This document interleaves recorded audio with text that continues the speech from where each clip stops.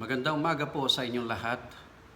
Ngayon po ay araw ng linggo, Marso 22, taong 2020. At ngayon po ay nakaharap natin ng isang matinding giyera.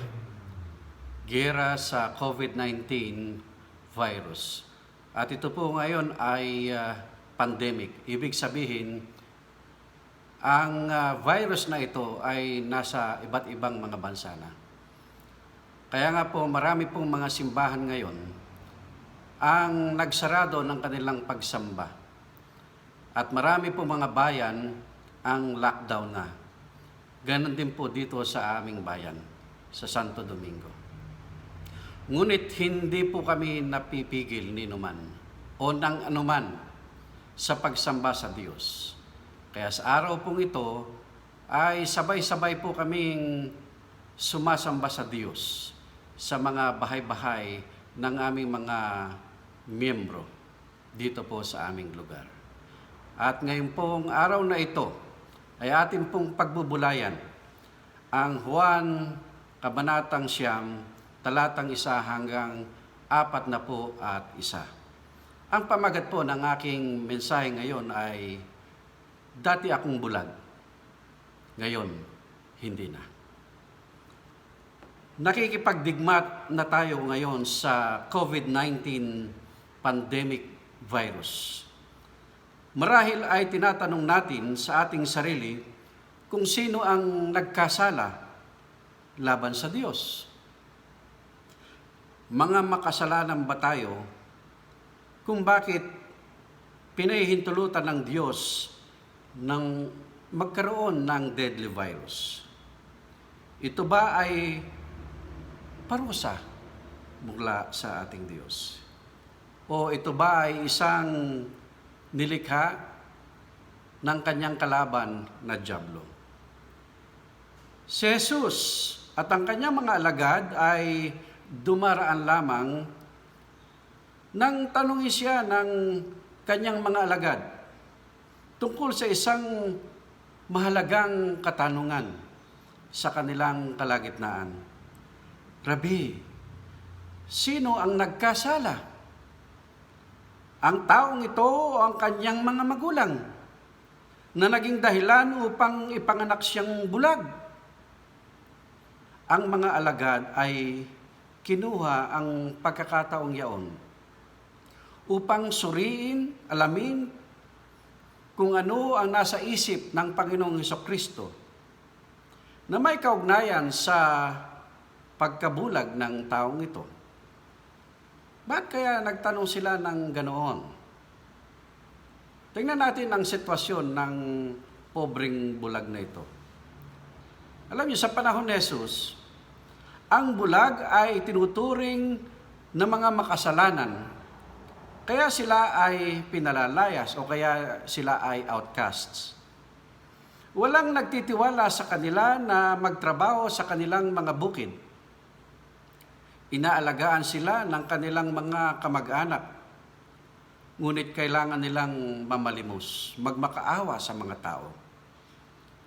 Karaniwang dinadala sila ng kanilang mga kamag-anak sa kanilang mga lugar na kung saan pwede silang mamalimos. Tulad ng kalye, sa tabi ng templo. Alam na nga ng mga pulubi ang trapiko, ika nga, ng mga pagpapala. O dapat kong sabihin na alam nila kung paano magmakaawa sa ibang mga tao. Sinasabi ng diksyonaryo ng Biblia ni Smith na ang mga marunong sa pamagitan ng mga karamdaman sa katawan ay karaniwang inaalagaan ng kanilang kamag-anak. Minsan, ang isang pulubi ay nakita. Gayunpaman, itinuring at kinamumuhian sila bilang isang bulag. Ayon po sa awit 109, versikulo 10. Sa paglaon ay nasanay ang mga pulubi tila magkakaroon sila ng isang nakapirming lugar sa mga sulok ng mga lansangan. Ibig sabihin, talagang meron na silang isang lugar sa mga lansangan at maging sa gilid ng templo. Yan. At tila baga, yun na nga ang kanilang bahay-bahayan. Muli, ang tanong ay kung sino ang naging dahilan upang ipanganak siyang bulag. Hindi lamang siya, kundi yung iba pang mga bulag.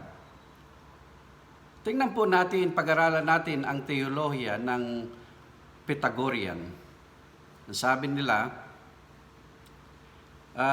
ang sakit na ito ay bago pa ipanganak ng tao. Sinabi ni Hawker na maraming taon bago ang pagdating ni Kristo, ipinakikilala ng Pythagoras o Pythagoras ang isang sistema ng filosofya na ang lahat ng sangkatauhan ay umiral sa ilang ibang katawan bago ang kanilang itsura sa kasalukuyang anyo ng kalikasan ng tao. At ang mga kasalanan na nagawa sa pamagitan ng alinman sa mga ito sa panahon ng dating estado ay pinarusahan sa kasalukuyang formang ito.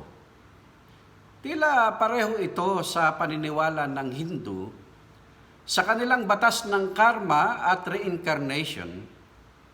Itinuturo ng Hinduismo na anuman ang ginawa sa nakaraang buhay ay aanihin niya ito sa susunod na buhay pagkatapos ng kanyang muling pagkakatawang tao o pagkakatawang muli. Ano naman ang teolohiya ng mga Hudyo? Ang sabi nila, ito ay sakit na galing sa kanilang mga magulang. Marahil ay iniisip ng mga alagad ang mga salita ng Diyos kay Moses sa Exodus chapter 20 verse 5. Huwag kang yumukod sa kanila sa pagsamba o paglilingkuran sila, sapagkat ako, ang Panginoong mong Diyos, ay isang taong nagseselos na pinarurusahan ang mga anak dahil sa kasamaan ng mga magulang. Hanggang sa ikatlo at ikaapat, nasalin lahi ng mga napupuot sa akin. Sa talatang ito, malamang na naniniwala ang mga Hudyo na ang namamana na parusa ay sumusunod sa paglabag sa batas na ito ng pagsamba sa Espiritu. Sa gayon, ang pagkabulad ng taong ito ay maaring dahilan sa kasalanan ng kanyang mga magulang. Gayunpaman, si Propeta Ezekiel ay tila baga hindi naniniwala sa sinabing ito, sa paniniwalang ito. Sinabi niya na ang kaluluwa na nagkakasala ay namatay, ang anak ay hindi magdadala ng parusa sa kasalanan ng kanyang ama, at ang ama ay hindi magdadala ng parusa sa kasalanan ng kanyang anak. Ang mabubuting gawa ng taong matuwid ay mayugnay sa kanya, samantalang ang masamang gawa ng masamang tao ay sisingilin laban sa kanya.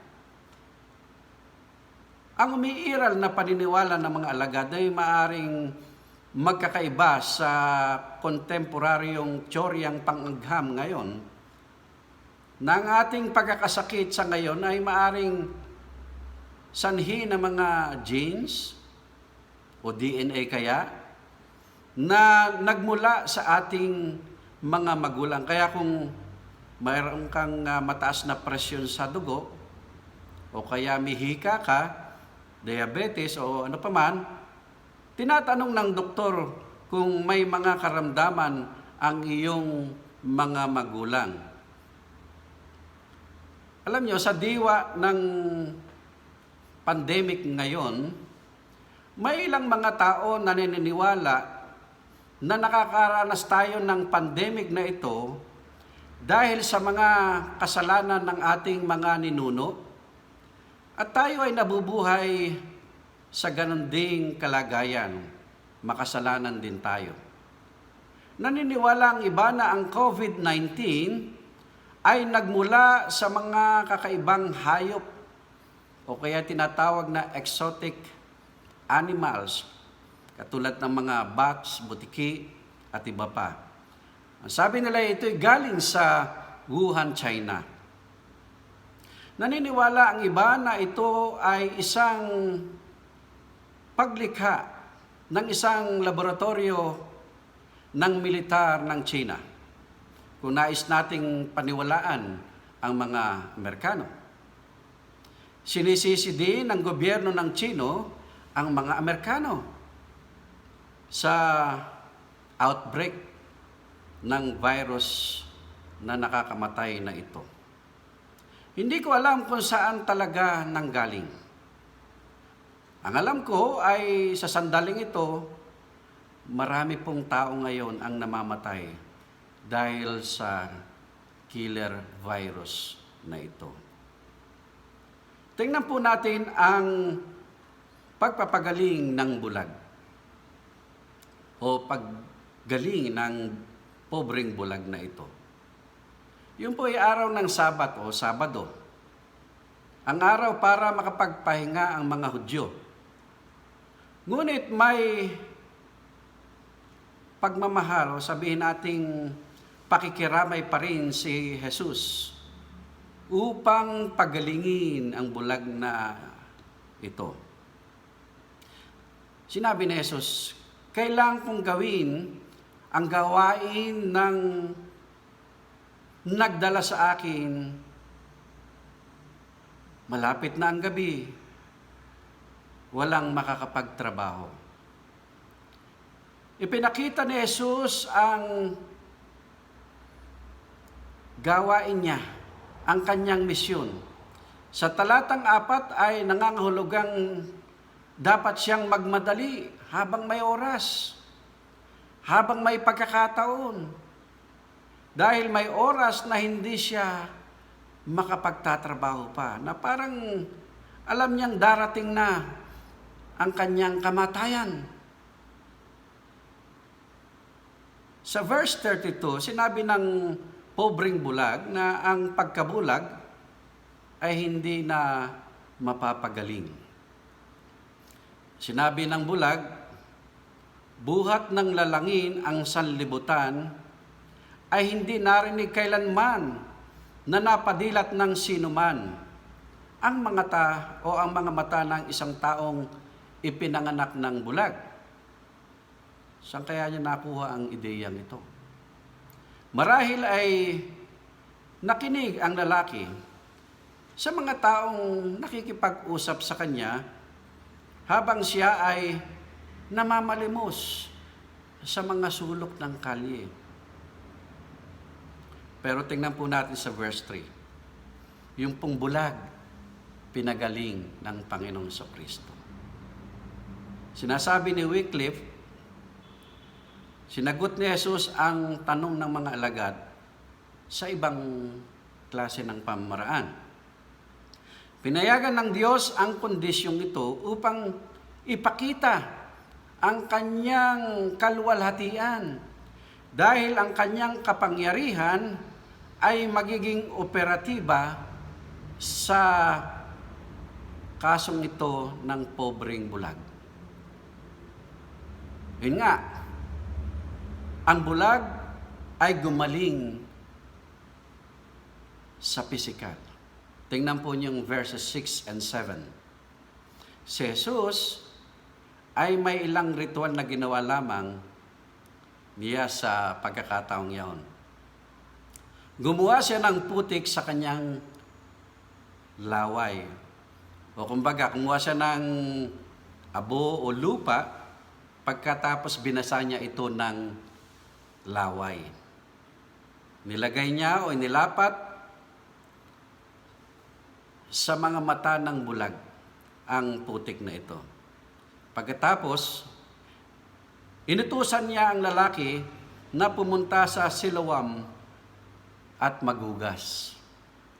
Presto! Gumaling siya.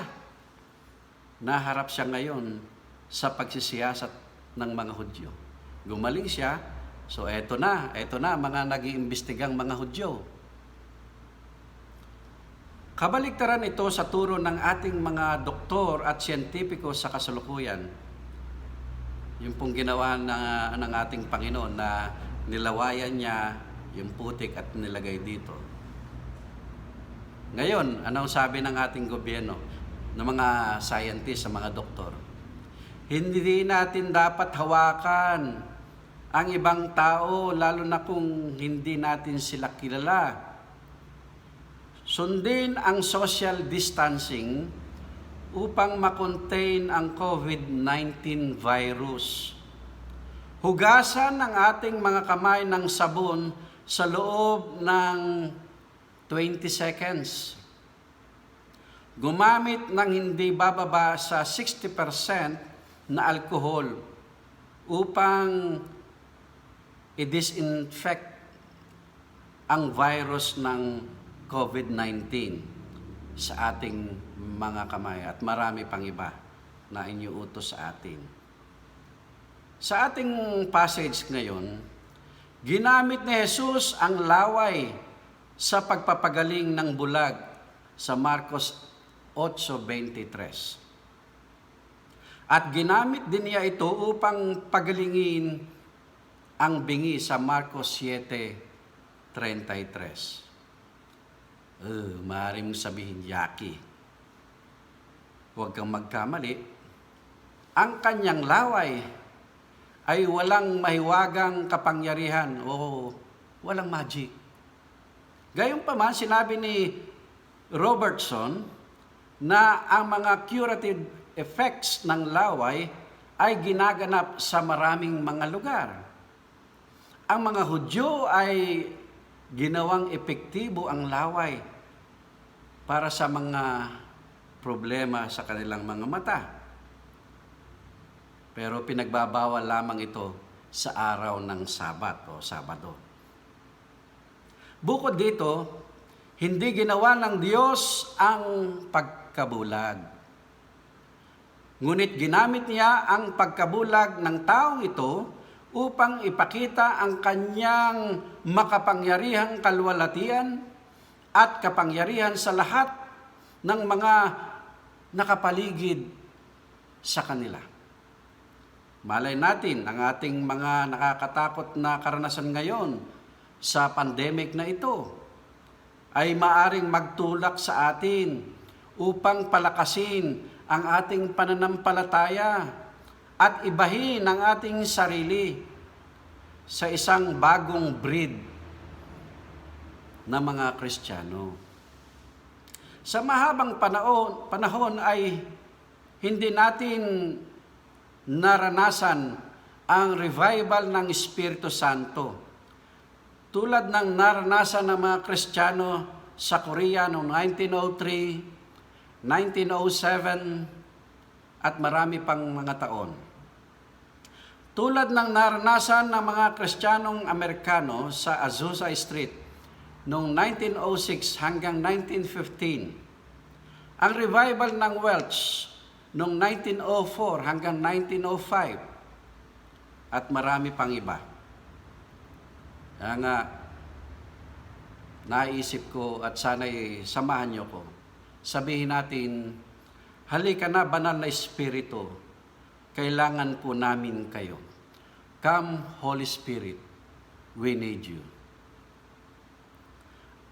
Ang pobreng bulag sa ating kwento ngayon, gumaling po sa espiritual.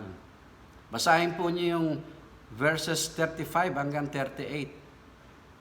Nang makita ng bulag na lalaki si Jesus sa pangatlong beses, alam agad niya na si Jesus bilang anak ng tao. At agad na naniwala at sumamba sa kanya. Ito ang isa sa mga kadahilanan ng pagpapagaling. upang mailigtas ang mga kaluluwa at maipakita ang kapangyarihan ng Diyos. Matapos ang ating paghihirap mula sa virus na ito, at kapag ang paggaling ay dumating sa ating mga lupain, hindi lamang dito sa Pilipinas, kundi maging sa ibang mga bansa, umaasa tayo, nananalangin tayo, na mapagaling din tayo sa espiritual. Ang mga tao ay mabago sa isang bagong pagkatao. Ang mga tao ay dapat mas mainit ang pagmamahal kaysa dati. Dapat tayong maging mapagbigay kaysa sa dati. Dapat tayong maging mas masigla at masigasig sa pagbabahagi at pangangaral ng Ebanghelyo ng kaharian ng Diyos at marami pang iba. Pakinggan po natin itong patotoo ng bulag. Naranasan ng bulag ang himala at pagpapagaling sa pamagitan ni Jesus. Kagad ding nakaranas siya ng pagsisiyasat, hamon, akusasyon, at pang-aapi ng mga Hudyo. Tinanong siya ng mga Hudyo na nag-uusisa sa nangyari sa kanya. Paano siya gumaling? Consistent siya sa kanyang kwento. Kinuwento niya. Ang taong tinawag na Jesus, gumawa ng putik, pinahiran ang aking mga mata, at sinabi sa akin, pumunta ka sa Siloam at maghugas. Kaya't ako'y umalis, naghugas, at ako ay gumaling. Nakatanggap ako ng aking paningin. Tingnan po natin yung unang pagpapahayag ng pananampalataya o propesyon ng bulag. Tinanong siya ng mga Fariseo, ngayon na ikaw ay gumaling at binuksan ang iyong mga mata, ano ang masasabi mo tungkol sa taong nagpagaling sa iyo?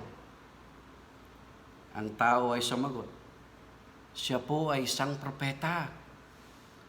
Ang tao ay bulag, ngunit alam niya ang mga himalang ginawa ng mga nakaraang propeta ng Israel. Matapos ang ating paggaling dito po sa pandemic na ito, ano ang dapat nating pagtatapat at pamamahayag tungkol kay Hesukristo? Tingnan po natin, pakinggan po natin yung argumento ng bulag. Basahin po niyo yung verses 25 hanggang 32. Ang tao ay naharap sa pinakamahusay na mga abogado ng mga sinagoga sa panahong yaon. Siyempre, mga Pariseo yun. At sigurado na hindi nila pinapaniwalaan na si Jesus ay isang propeta. Gayunpaman, ang tao ay mahusay na sumagot sa kanila. Ito ay mga argumento mula sa kanyang personal na karanasan. Hindi ko alam kung siya ay isang makasalanan o hindi. Ang isang bagay na alam ko ay dati akong bulag, ngayon nakakakita na.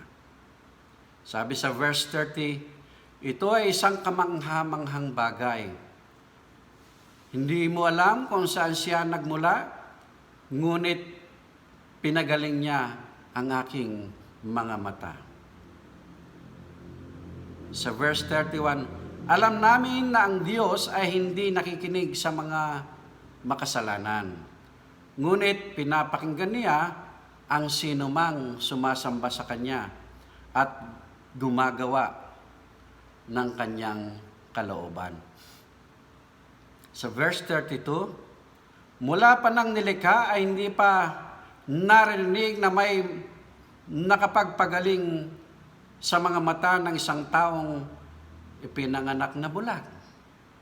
Pero naranasan niya. Kung ang taong ito ay hindi mula sa Diyos, wala siyang magagawa na ganyan. Sabi doon sa verse 33. Nag-iisip ako kung anong uri ng argumento at patotoo ang ibabahagi naman natin sa iba matapos tayong palayain ng Panginoon mula sa nangyayari sa atin ngayon na pandemic. Ano kaya ang inyong argumento? Ano kaya ang inyong confession of faith pagkatapos ng ating karnasang ito? Merong pangalawang pagpapahayag itong pobreng bulag. Sa pangatlong beses, nakilala ng lalaki si Jesus. Nang tanungin siya ni Jesus kung naniniwala siya sa anak ng tao, at bilang sagot sa karagdagang tanong ng lalaki, sinabi sa kanya ni Jesus, siya na nga, I am the one. Agad na nakita ng dating bulag ang ilaw ng kaligtasan. Naniwala siya sa Panginoon at sumamba sa Kanya. Sa katunayan, ginamit ni Jesus ang himala ng pagpapagaling upang luwalhatiin ang Panginoon at upang mapatunayan sa mga Hudyo na siya ang tagapagligtas ng mundo. Pinapanalangin ko na pagkatapos ng pagpapagaling ng Diyos sa ating mga lupain, sa ating bayan, maaari nating makita ang ating sarili sa paanan ni Jesus na sumasamba sa Kanya bilang ating Panginoon at tagapagligtas. Iyon ang tunay na motibo ng Kanyang pagpapagaling. Meron po akong isang kwento. Isang bulag na lalaki na minsan ay nakatayo sa isang sulok, sa isang abalang intersection, na binabasa ng malakas ang Gawa 4 mula sa isang bahagi ng kanyang braille na Biblia. Isang Maginoo ang pauwi na at siya'y huminto sa gilid ng karamihan ng tao na nagtitipon upang makinig. Sa sandaling iyon, ang taong bulag ay nawala sa kanyang hinahanap o binabasa. Habang sinusubukan itong hanapin, patuloy niyang inuulit-ulit ang huling 3 salita na nabasa na niya. Ano yon? Walang ibang pangalan, walang ibang pangalan, walang ibang pangalan. Marami ang nangiti, ngunit ang nagtanong na bystander, umalis na merong paghanga. Siya ay naghahanap para sa kapayapaan sa loob at sa makatuwid ay handa na siyang maimpluwensyahan ng ilang mga salitang kanyang narinig mula sa bulag. Narinig na niya ang verse noon, ngunit ang isang phrase na ito ay hinahanap siya. Bago umaga ay isinuko niya ang kanyang sarili sa banal na Espiritu at tinanggap niya ang Panginoong Hesukristo bilang tagapagligtas. Ang sabi niya, nakikita ko lahat ito ngayon. Sinubukan kong maligtas sa pamagitan ng aking sariling mga gawa at dalangin. Ngunit si Jesus lamang pala ang makakatulong sa akin. Siya ang aking tagapamagitan. Siya ang aking tagapagligtas. Siya ang aking Panginoon. Sa gayon, ang patotoo ng isang bulag ay ginamit upang ang isang naliligaw kay Jesucristo ay magbalik loob sa Kanya. Ikaw kapatid, nagbalik loob ka na ba sa ating Panginoon. Tayo po'y manalangin. Aming Ama at aming Panginoon, dalangin po namin sa araw na ito na maunawaan namin ang iyong salita. Ang aming pinagbulayan ngayon ay makatulong sa amin upang lumiwanag ang bulag naming kaisipan, upang tanggapin ka namin sa aming sarili bilang Panginoon at tagapagligtas. Upang sa ganun, O Diyos, tumatag kami sa aming pananampalataya. O Panginoon, aking tinataas sa iyo ang lahat ng mayroong karamdaman ngayon sa mga ospital, sa mga tahanan, lalong higit, O Diyos, yung mga matatanda, yung mga dinapuan ng COVID-19 na killer virus na ito. Aming tinataas sila sa iyo, Panginoon, na ikaw nawa ang magpagaling sa bawat sa kanila. Ingatan mo rin, O Diyos, ang lahat ng mga taong na hindi pa nakaranas nito, at nawa ay hindi sila makaranas ng killer virus na ito. Dalangin po namin, O Diyos, sa mga panahon na ito ay lalong tumibay ang aming pananampalataya at pagkakatalaga sa iyo. Nawa, O Diyos, ang iyong banal na Espiritu ang siyang bumalot sa amin, magbigay ng inspirasyon, motibasyon, kalakasan, upang sa ganon magpatuloy kami sa pagkakatalaga at pananampalataya sa iyo. Dalangin namin, O Diyos, na nawa ay matagpusan po namin, mapagtagumpayan namin ang mga pagsusubok na ito sa aming bayan at sa lahat ng mga bansa. Hinihiling po namin, O Diyos, bantayan mo po kami sa pamagitan ng iyong banal na Espiritu. At nawa, O Diyos, magtagumpay ka sa bawat bayan. Ito po ang aming dalangin, alang-alang kay Kristo Jesus, na aming Panginoon at tagapagligtas. Amen. Amen.